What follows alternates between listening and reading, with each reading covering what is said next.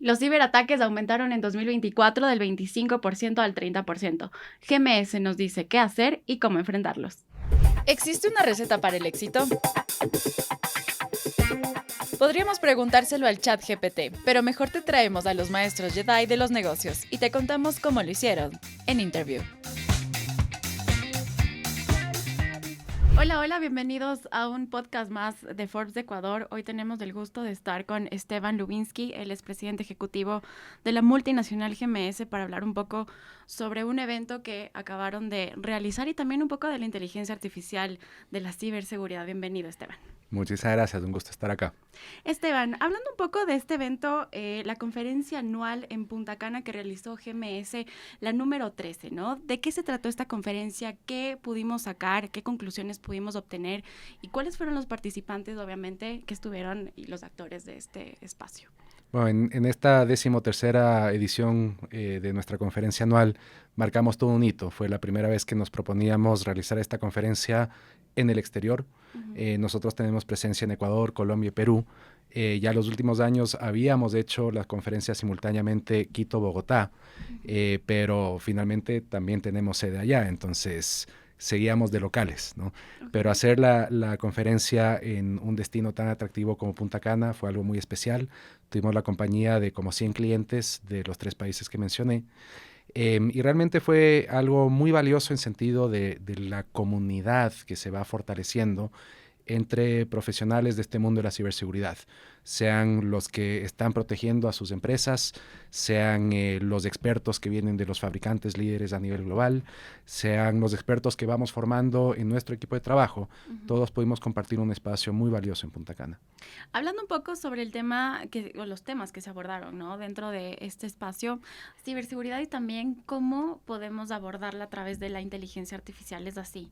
¿Cómo funciona ahora ese tema? Sí, realmente el tema de inteligencia artificial, que es una tendencia tan marcada ahora en el mundo, creo que está afectando prácticamente todos los aspectos de nuestros trabajos, de nuestras vidas cotidianas, y la ciberseguridad de ninguna forma es la excepción, ¿no? La inteligencia artificial implica tanto una gran amenaza como una gran oportunidad, dependiendo de qué manos se la usa, ¿no?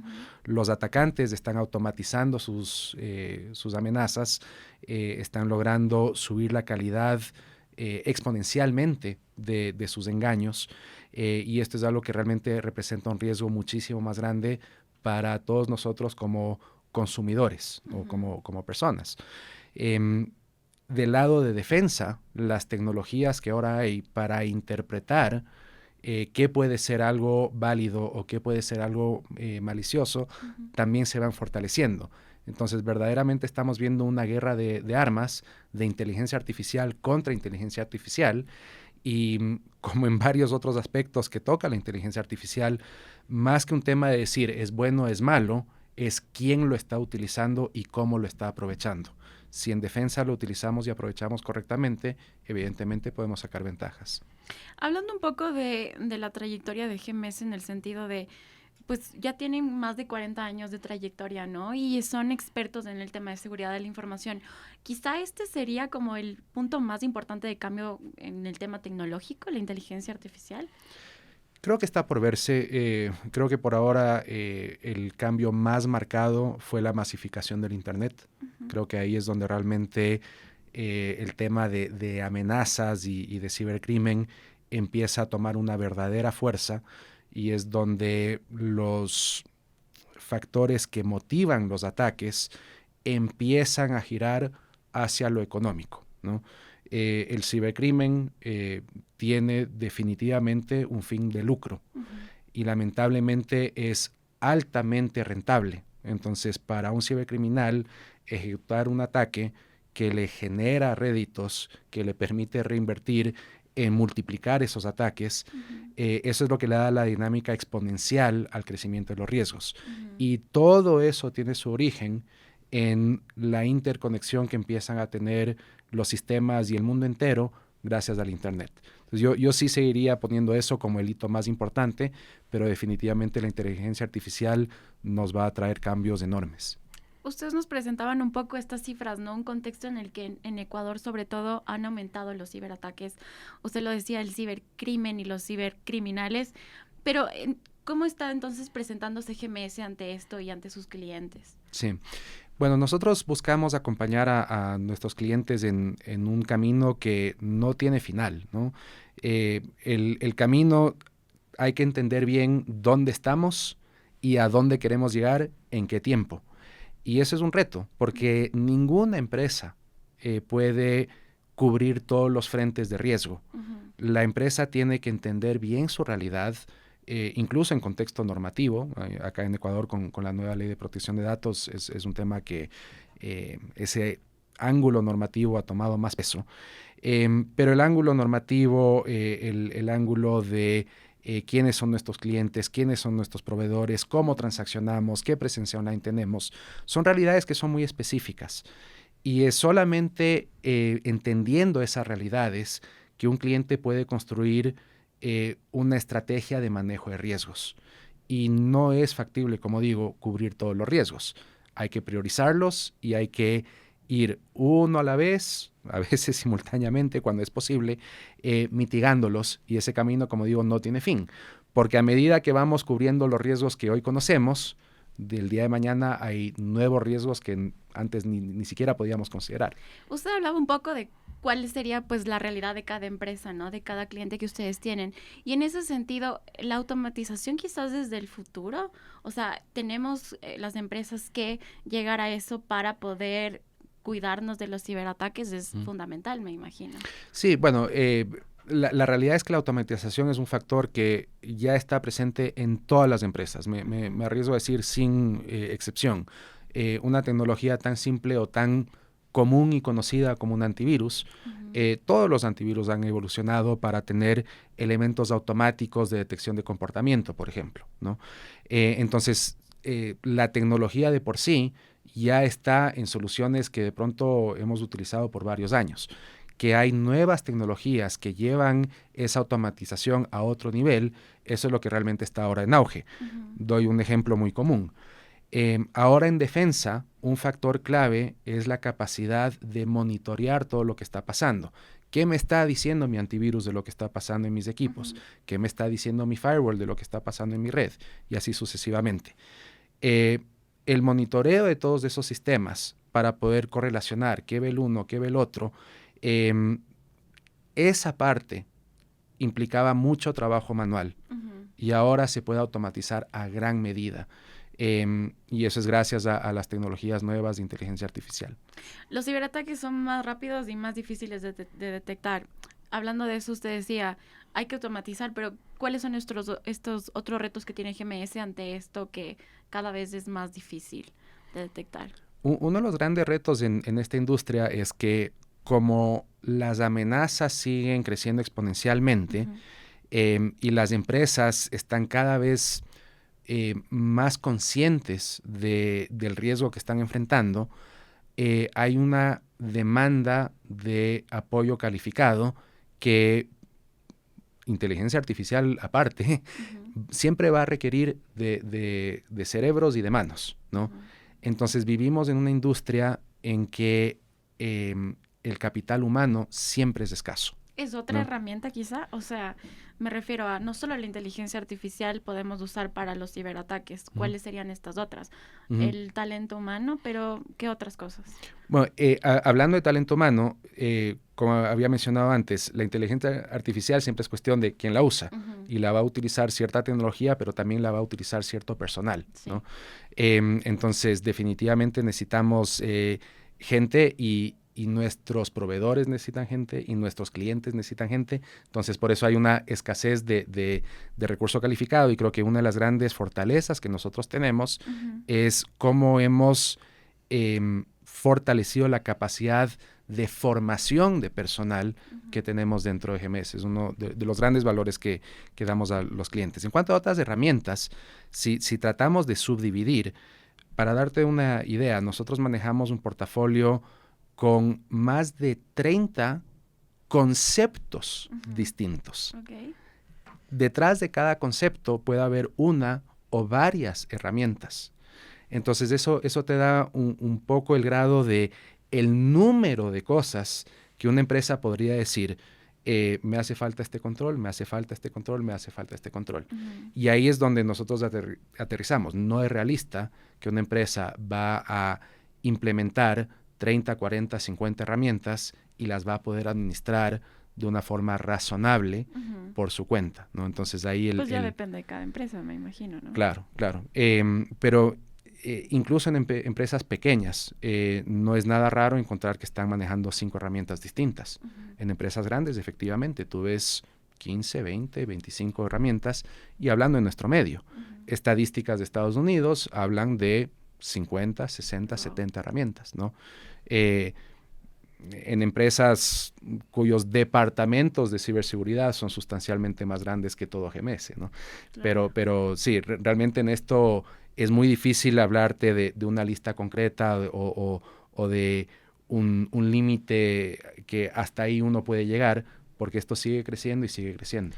El tema de la capacitación, usted lo decía, ¿no? Capacitar al talento humano y también dentro de las mismas empresas y de los líderes de las empresas, a su criterio, ¿cuáles serían estas recomendaciones para que exista una cultura de ciberseguridad dentro de la empresa? Porque quizá no todos o tienen el presupuesto, o tienen que invertir mucho o realmente no se dan cuenta lo importante que es manejar una política dentro de la empresa.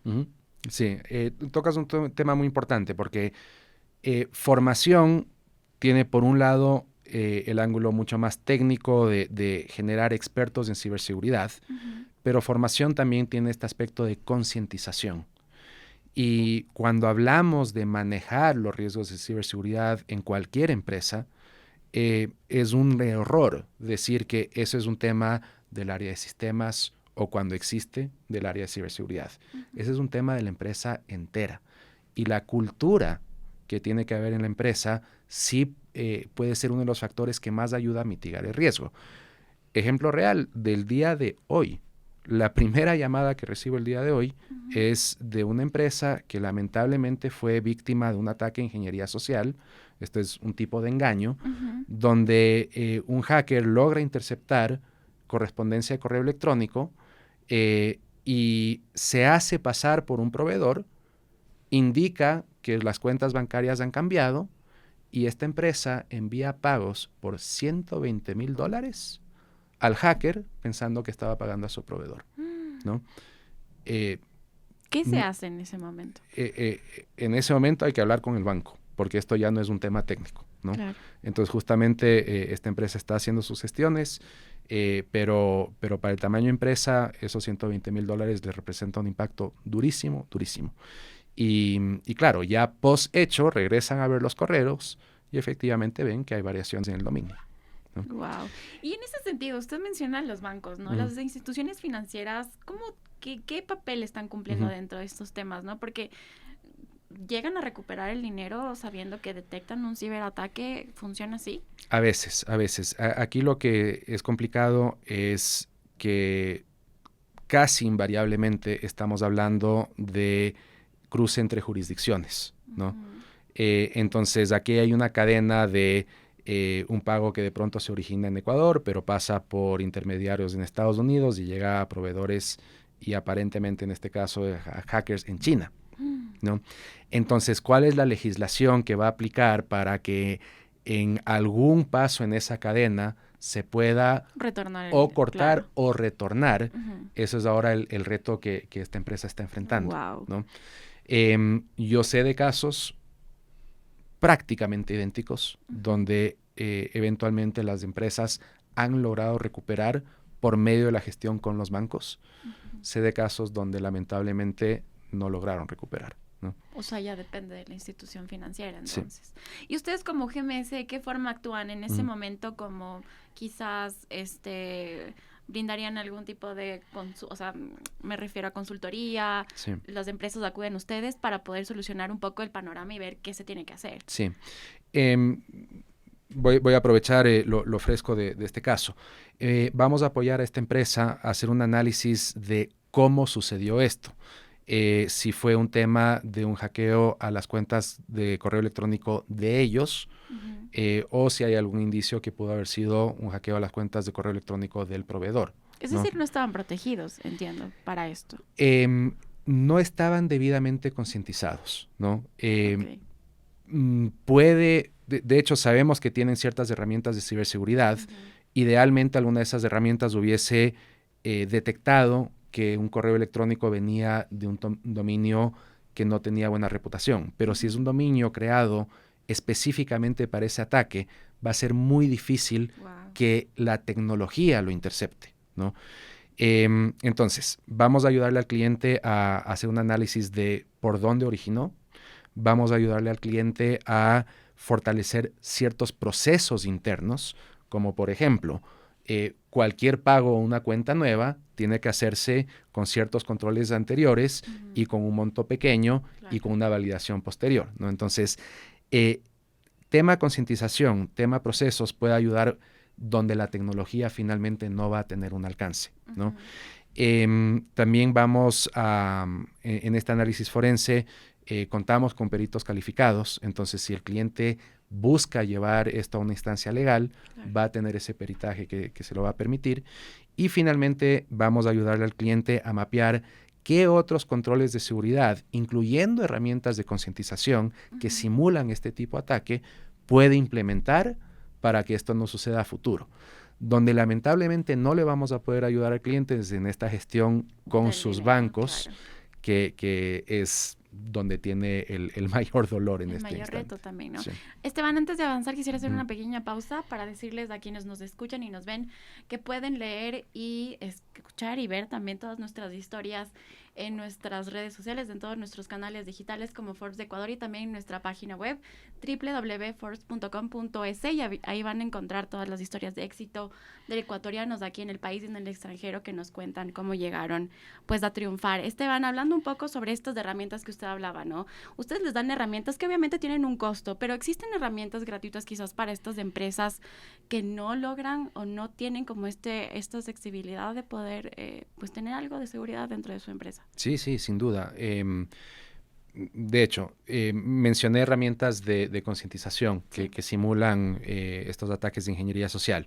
Tenemos el orgullo de haber desarrollado con nuestro equipo acá en Ecuador una plataforma propia que hace justamente esto, ¿no? Y esta plataforma la ofrecemos de forma gratuita con ciertas restricciones en el uso, ¿no? Pero una empresa pequeña con presupuestos ajustados para temas de tecnología o de seguridad puede acceder sin ningún costo y puede simular exactamente este tipo de ataque, ¿no?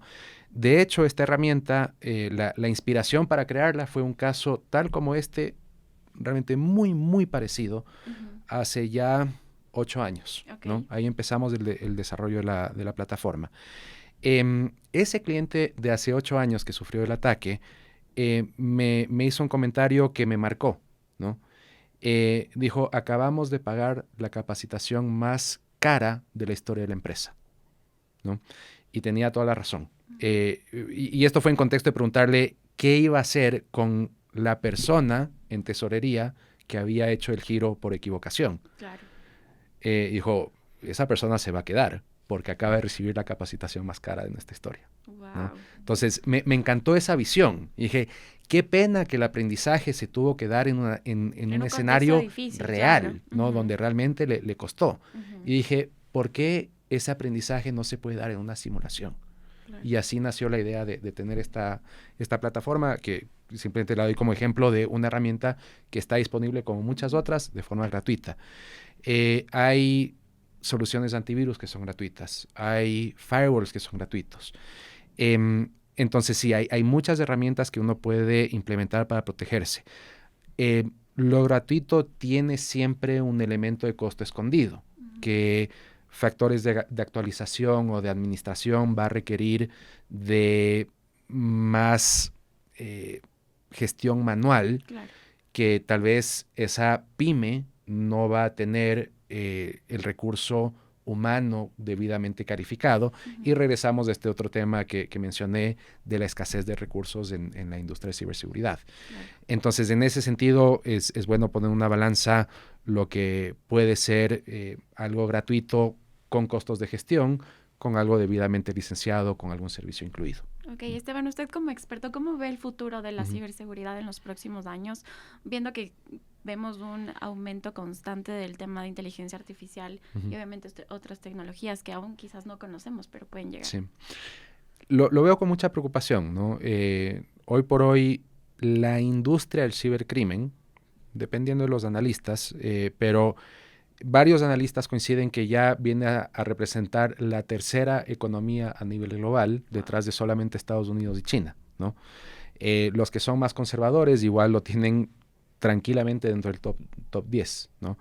Entonces, esa rentabilidad que tiene el cibercrimen que mencioné, esa capacidad de reinversión,